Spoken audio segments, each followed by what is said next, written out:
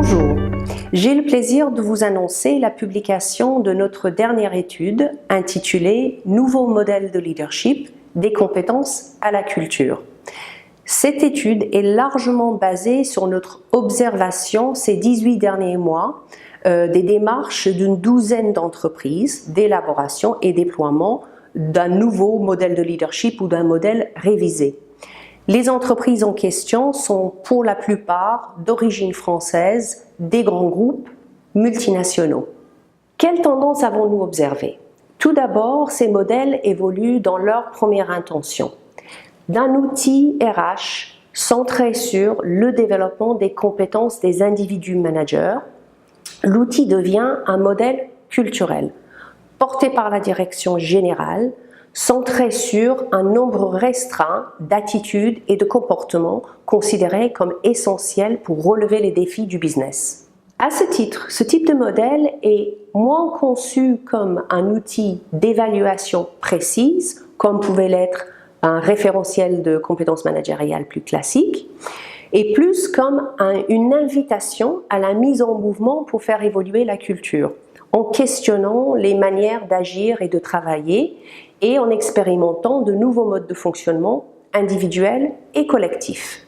Réussir le déploiement d'un tel modèle nécessite de dépasser les approches traditionnelles où on concentre les efforts sur le développement des compétences individuelles et l'adaptation des processus RH. Dans ce cas, il faut surtout faire l'effort nécessaire de créer les conditions organisationnelles pour favoriser les changements attendus.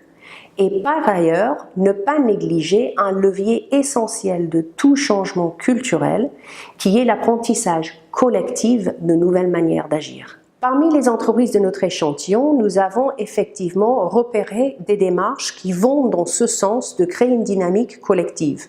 Par exemple, en déployant le modèle au sein d'équipes constituées, en adaptant la démarche et des actions au contexte et enjeux spécifiques de chaque entité, en favorisant l'expérimentation de nouvelles pratiques et surtout en capitalisant et partageant les enseignements de ces expérimentations, finalement en combinant des initiatives top-down et bottom-up. Donc on peut dire que ce type d'approche se développe, mais cela reste la minorité des cas.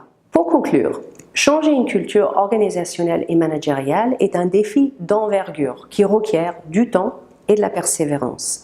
Et il faut prendre en compte la nature systémique des organisations.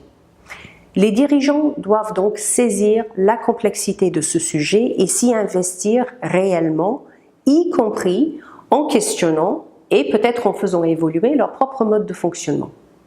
Sans ça, le nouveau modèle de leadership risque de devenir encore un élément de discours de la direction déconnecté des réalités organisationnelles. Je vous souhaite bonne lecture de l'étude et au plaisir de vous retrouver pour en discuter plus longuement chez Entreprises et Personnel.